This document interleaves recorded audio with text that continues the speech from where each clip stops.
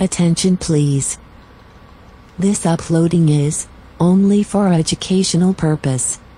No intention to infringe copyrights. Learning English with subtitles. GPITRAL. Follow us.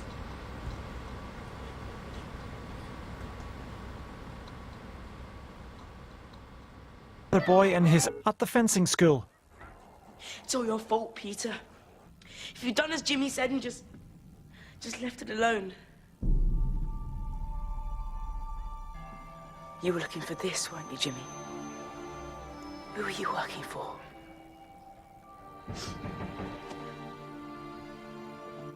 Peter walks over to the door.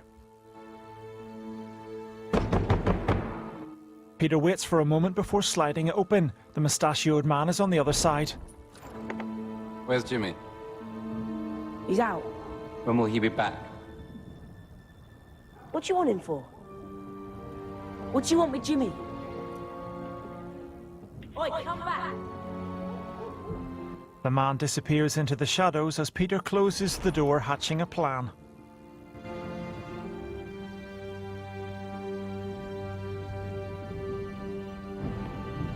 The man with the moustache crosses a street, secretly followed by Peter in the dark.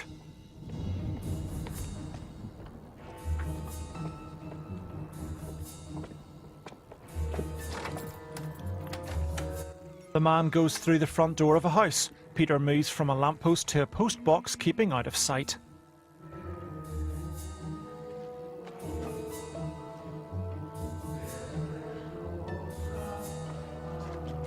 He pushes down on a sewer lid outside the house before sliding it off.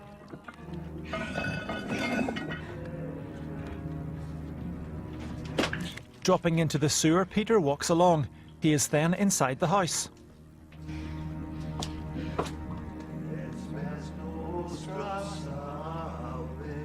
Peter peeks into the room from which the chanting is coming. It has a chart covered in circles on the wall and a mysterious hooded man inside. Someone grabs Peter. Why do you follow Jeffries, boy?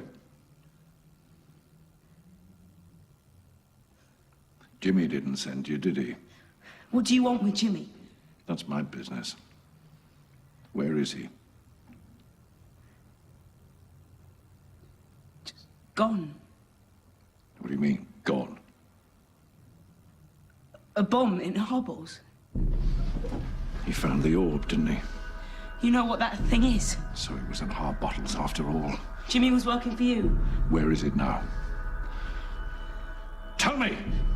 It blew him up and all my crew. Let him go, Jeffries. Jeffries relinquishes his grip on Peter. They weren't blown up. Where are they then? Another world more beautiful than you can imagine. But I can get them back if you tell me where the orb is. How? It's a portal. A kind of door. And the slightest knock will activate it. But we must hurry. Heavens, Jeffries, if I'd have known it was at Bottles for sure, I'd have engaged someone more diligent. Hey! After him! Peter races out through the front door. Jeffries immediately goes back inside as Peter sprints off. Hurry, Jeffries! Back at the fencing school. A door. To another world. The slightest knock, eh?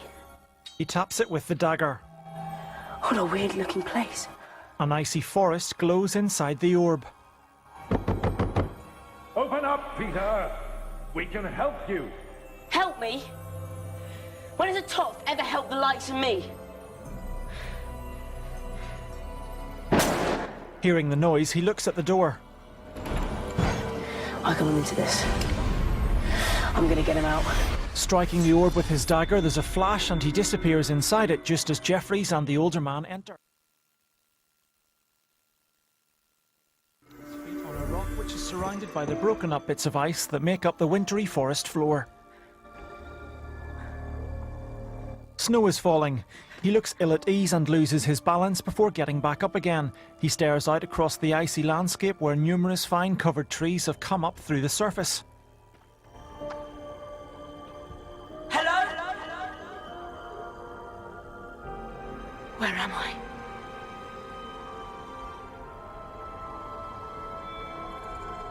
Peter looks up at the wiry trees and is then climbing high across one of the branches. He looks down and sees a 10-legged crocodile-like creature prowl past. He frowns and looks dead ahead. Come on, where are you? He sees black smoke in the distance.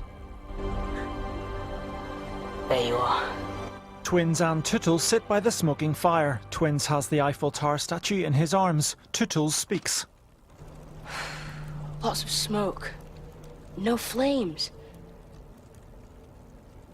Give me that. No! We've landed in hell, I tell you. Soon, Lucifer's demons will rise up to record our sins and throw us down there into the everlasting fire of damnation, where we will burn in agony for all eternity. Tootles and Twins look frightened by Slightly's speech. Peter sprints across the blocks of ice. Jimmy! Fox! Hear that?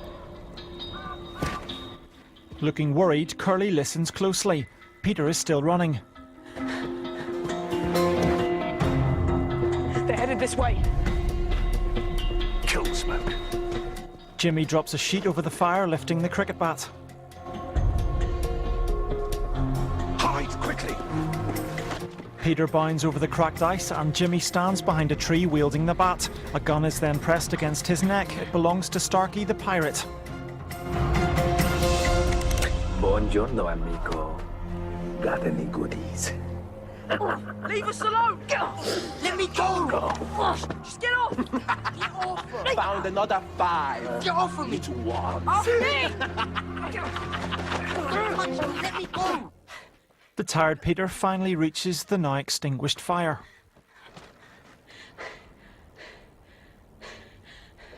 Jimmy! Peter lifts and smells a sock that's been left by the fire.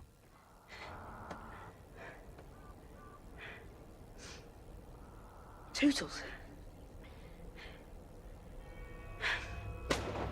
He looks up, hearing the gunshot. He's then by some water. 2 pirate rowing boats head for the large galleon. Peter sees that Jimmy has been gagged on board one of the small boats alongside his friends. Pirates?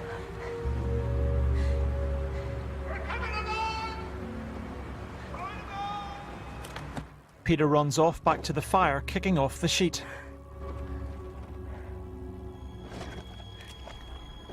On hearing the noise, he pulls out his dagger.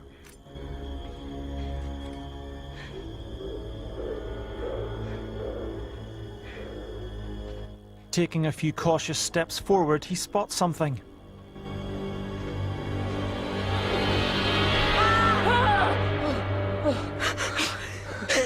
Fox!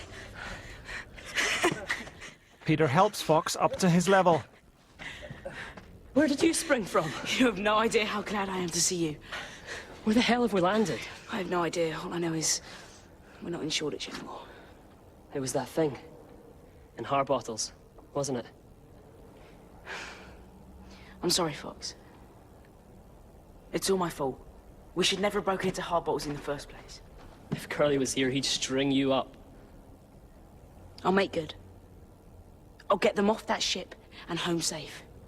Ship. A pirate ship. It's a bloody nightmare. Weird crocs, spooky woods, now pirates. What's next? Swarms of flying beasties.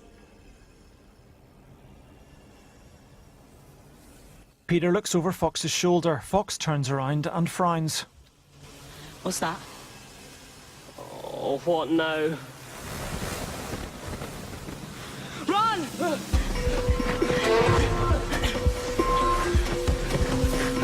The boys race off but are quickly caught up by the fairies. A few of them knock Fox over and buzz around him.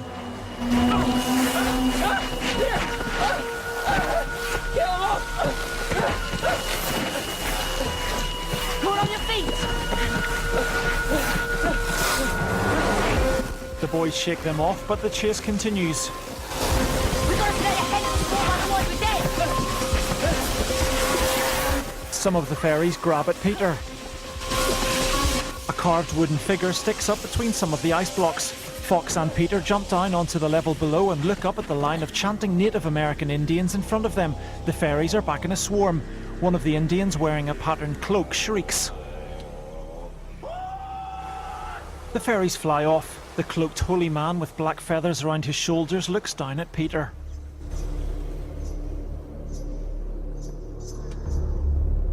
Indians. On board the pirate ship, the 5 sheepish-looking boys and Jimmy stand opposite the stern Captain Elizabeth Bonney. What year did you come from? 1906. Oh, that'll make me 163 next October. 263, you mean? Oh, maybe I'll start thinking about settling down. Nice cottage on Venus. From the 1700s. How's that possible? Cod liver oil, stewed prunes, and regular trips up the rigging. Good for you. And what are you good for? I wonder. The captain examines Jimmy's pocket watch. Jimmy has a scar down the right side of his face. It still works. Tick-tock. Tick-tock, tick-tock. Tick-tock, tick-tock, tick-tock, tick-tock. Did you bring anything else with you, did you? Oh, sugared almonds, perhaps. Just what you see. Pity!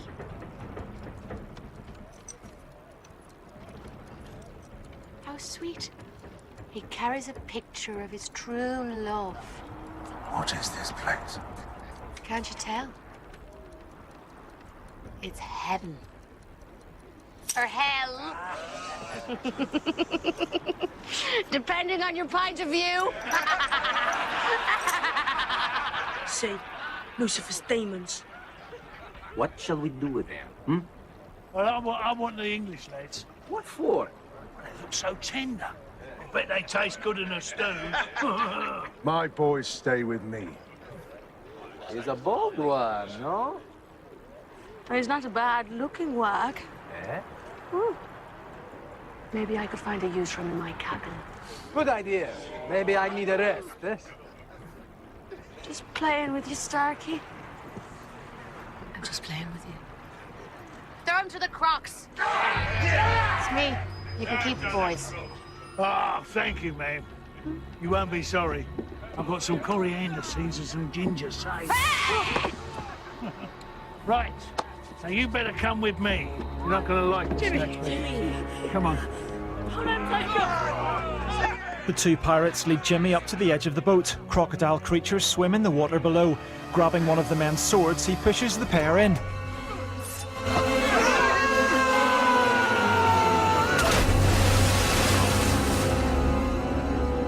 My boys, stay with me. The captain clicks her fingers and a pirate steps forward. Jimmy goes back onto the deck as the bearded man pulls out his sword. The 2 men duel. The pirate lunges and Jimmy blocks the next attack despite having his back to him. Jimmy punches the pirate in the face. Starkey raises his gun. Wait. I want to watch. The sword fight continues with Jimmy forcing his opponent close to the edge. Jimmy sticks the sword into the pirate's stomach and quickly pulls it out again. The pirate falls into the water. Some of the crew rush forward for a look as the fierce, hungry crocodiles fight over the body.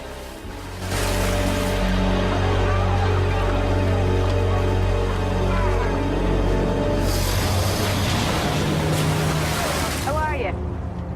My friends call me Jimmy, Jimmy. but the name's Hook. James Hook.